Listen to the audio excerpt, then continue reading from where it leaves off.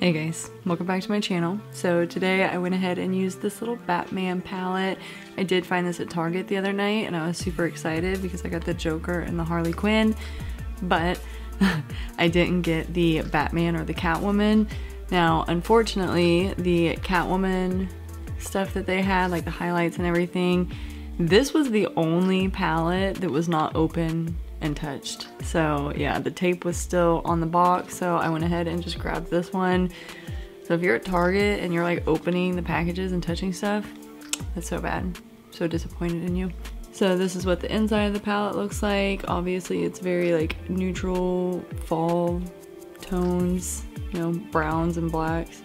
So I did get a couple other things that I'm really excited about. The thing that I'm most excited about is this palette from HipDot. Like, look at this, it's an Ouija board, and on the little thing it says HipDot. I don't know if you'll be able to read it, but it's so cute. So I ordered this off of Ulta's website, and whenever it got here the other day and I opened it for the first time, I did a little gasp.